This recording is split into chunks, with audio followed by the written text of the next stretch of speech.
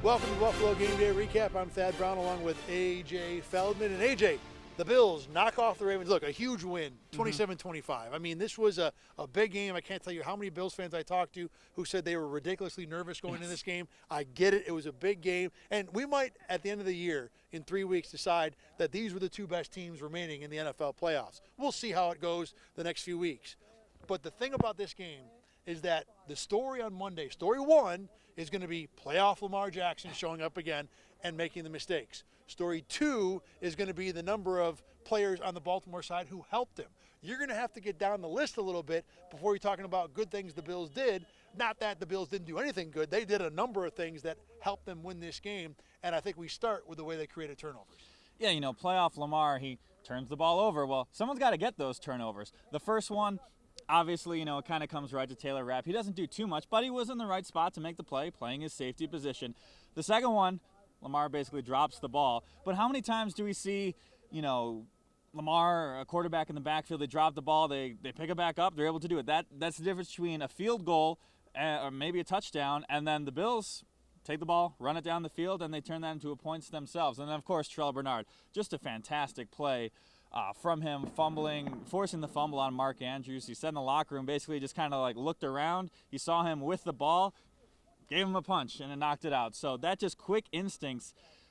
That's probably Terrel Bernard's best attribute is his instincts, his playmaking ability, and they were all on display on that play right there. That was a Matt Milano-esque play. That was one of the first things I thought of, is that this is a linebacker who's got a physical profile that's similar to Matt Milano, making an opportunistic play, being around the ball, taking the ball away, a lot like 58 did. And Milano had a pretty good game in this one, too.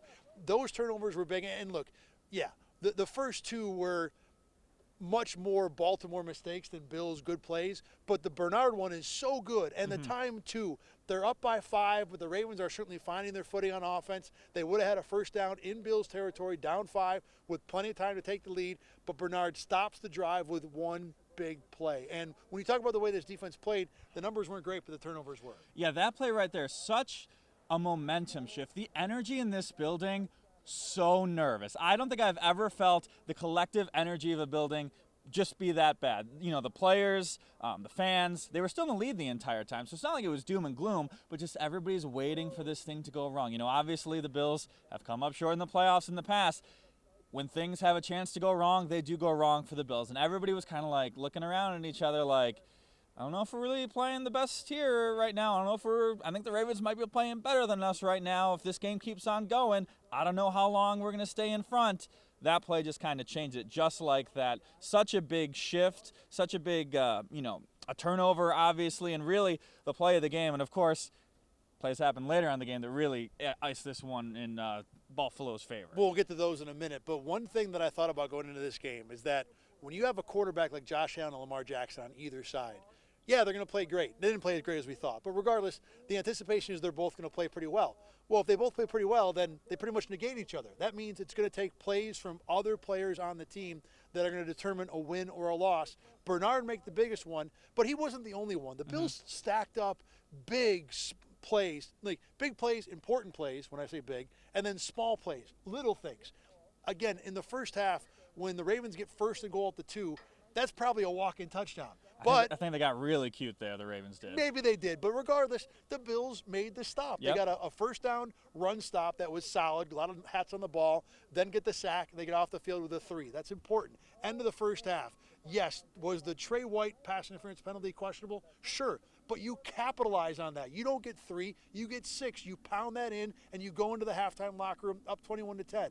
In the third quarter, when it was 21-19, Matt Milano making the play to knock the 2-point conversion away. On top of that, there were so many opportunities where guys with the ball would take a 4-yard run and turn it into 7 just by fighting. James Cook did it all night long. Khalil Shakir had 1.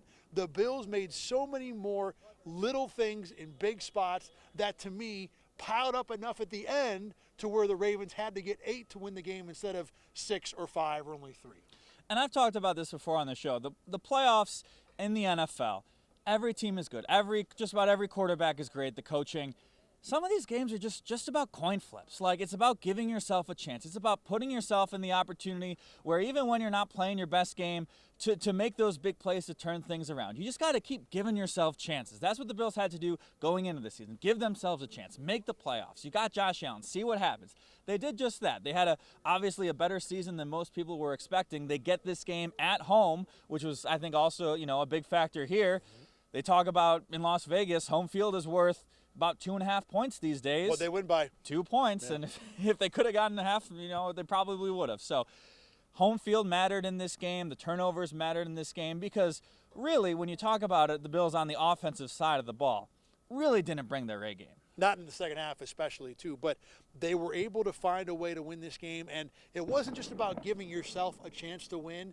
It's about not making mistakes before the other team does. Let the other team beat themselves. We talk about it a lot in the regular season when the Bills are playing like the Jets and the Colts and the Jaguars. Let the other team beat themselves. Well, you can do that here in the playoffs, and they did it in this game. They stayed competent, they stayed clean, and they let the Ravens give them this game, and that's fine. You know what? No one's going to ask exactly later on. If they win a Super Bowl, no one's going to be like, hey, remember that Ravens game? Did the Bills really win that game or no? It doesn't matter. They scored more points because the Ravens made more mistakes. That is part of winning at this level in the playoffs. One of the other things that we've been talking about a lot that showed up again in this one is the Bills' offensive line. That's been playing really, really well. Now, look, again, second half, the offense wasn't great, but the Bills still ran for 146 in this game, which is the most the Ravens have given up on the ground all season long. Josh Allen had 1 sack for 1 yard, and even though the offensive line did not dominate in the second half, early in the game, they imposed their will enough for the Bills to take control. You talk about the Bills getting more yards against the Ravens on the ground than they've done any single time for the Ravens this year. I think we said that the exact same thing last week against the Broncos. That's right. So 2 weeks in a row. Yeah, 2 weeks in a row, great rushing defenses. And the Bills, they could have looked at that and said, okay, they're really good on the ground. Let's air this thing out. Obviously, the conditions maybe played a little bit of a factor that today. But the Bills could have just, let's sling it out. Let's do the Josh Allen show. Let's, work our way down the field, passing left and right. They just pounded and grounded their way to this victory tonight. It wasn't pretty. It wasn't the most efficient game on the ground. It's not like they were busting out 15, 20 yards run left and right and center. But they got first downs when they needed to. They kept drives alive. They chewed out the clock. And it really paid off because if this game extended maybe 5-10 more minutes, I think the Ravens probably come back and, maybe take the lead there. But they shortened the game, and they came out with the win. We talk about important players who have to step up. I think the offensive line as a group can be looked at as one of those important players. One of the big topics leading into this game was how big the Bills were on defense compared to the Ravens' offense. The talking point being the Bills weren't big enough, that the Ravens have this giant offensive line, a big fullback, that they might be able to overpower the Bills. And, hey, they rolled up 180-some yards rushing. They did get theirs in the end. But you were in the locker room, and this became a thing for the Bills. Give me your read on kind of how they reacted to the whole, are they big enough, and how it impacted this game. Yeah, actually, outside the locker room, Jordan Phillips is just about the first one to come out. We're like, hey, can we talk to you, Jordan? He says, yeah, sure. And then somebody asked a question, I believe it was Tim Graham from The Athletic, about, hey, all these things were said, you guys aren't big enough, you guys aren't strong enough. Did you guys use that as motivation? Jordan Phillips is like, absolutely. Our highlight team put together this video of all the different media heads, the talking heads putting together clips saying they're not big enough, they're not tough enough, they're not strong enough, the Ravens are going to run all over them. So that was the motivation for this week. The next person we got was Ed Oliver. He's like, we didn't have anything like that. What are you talking about? Nobody did anything like that. You guys weren't supposed to find that out. So Jordan Phillips was very eager to let people know that they heard that message. Other players, not as much. But,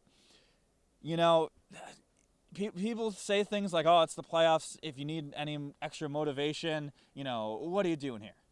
Well, like, these guys, motivation fuels these players. And I don't think it's about, do you need to be motivated for the playoffs? I think it's about the margins are so small. If you can find that 1/8% that gets you over the top, it might make a difference. And you know why it might have made a difference? The Ravens on their first 2 drives, Derrick Henry had 4 carries for 3 yards. Now, Henry ended up with a solid day, 16 for 80 and a touchdown. But the fact the Bills maybe came out with a head full of steam because they watched this video and were able to stop the run game early, allowed the Bills to get in front and kind of put the Ravens on the back foot.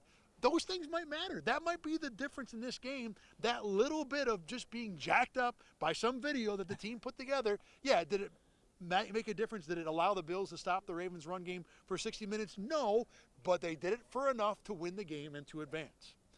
Late in this game, the Bills are up 5. 4th and goal at the 3. Sean McDermott elects to take the 3 points, go up by 8. Worked out because Mark Andrews did not catch a 2-point conversion that I'm sure he'd probably catch 99 times out of 100. I thought in the moment the Bills should have gone for the win because I'm always of the opinion that you take as many chances to win as you can get. You get a chance to win there, even if you miss it, you still get a chance to win by defending the Ravens, even if you're up 5. Give me your take on that and what you think the Bills should have done. Because the one caveat I'll say to this is that the Ravens tie the game and then win in overtime. The only thing we're talking about all summer is Sean McDermott kicking a field goal in that spot. And then it's the same old Sean McDermott. Exactly. It's same old Bills. I agree with you. In the moment, I would have gone for it. You know, I think the Bills actually called timeout right before that. So you had a time to consciously figure out what your decision was in the moment. I would have gone for it. Just, you know, you're 2 or 3 yards away.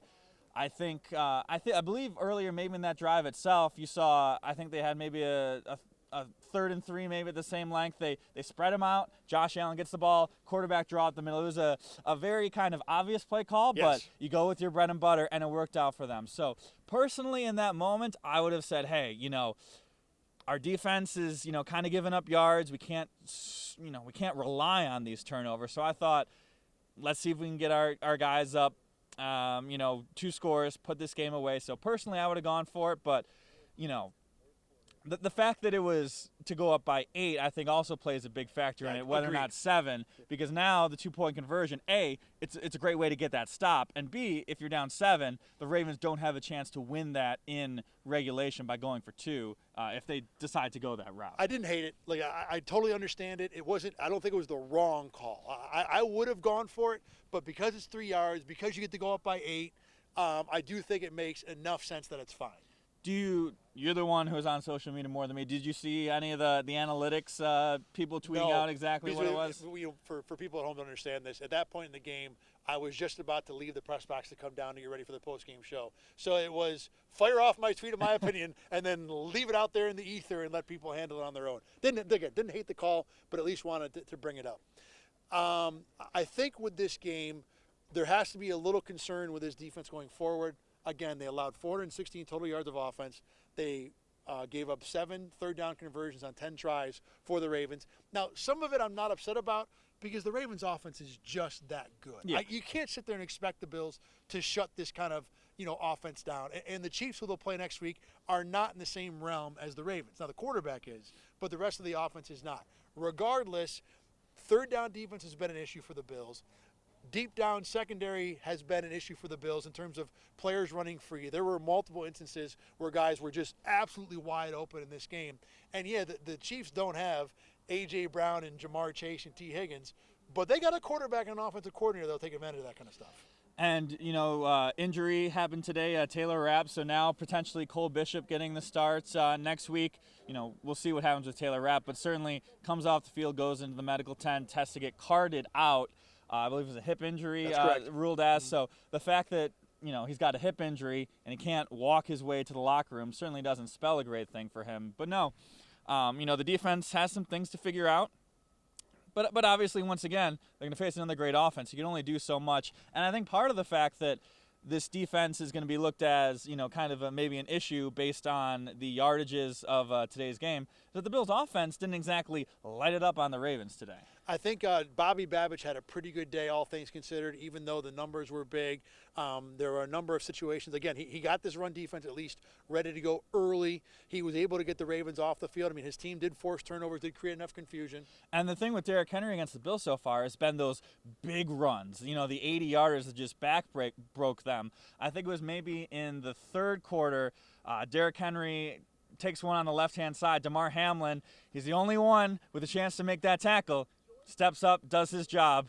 He's given up a lot of pounds in that matchup. So that was just a nice play from Damar Hamlin there. There were actually a number of plays where I don't know if it was Hamlin, but it was safeties, it was guys making the tackle to make sure Henry didn't get totally out the gate. Joe Brady, though, as much as I think he's done a good job all year, and the Bills put up 21 points in the first half, in the second half there was a swing pass to Dawson Knox on a 3rd and 5 that I just hated. You're taking the ball out of Josh Allen's hands, giving it to one of your playmakers who's not high on the list of guys who's getting 5 yards on his own. Especially on that type of play. Exactly, on a receiver screen essentially. And then the 3rd down play before the field goal where the Bills kicked to go up 8 was a misdirection keep by Josh Allen. Now look, I think everybody in the building thought Josh Allen was going to get the ball, which is fine, but run him on a power play. Let linemen lead him. Don't try and get it on misdirection. So Brady did not have the best day in the world. Another thing that would have been a long conversation in the offseason if the Bills don't win this contest. Yeah, and the thing coming into this season, the receivers, other than Khalil Shakir, nobody really stepped up in this game. You know, we've got the scoreboard, you know, the stat boards, and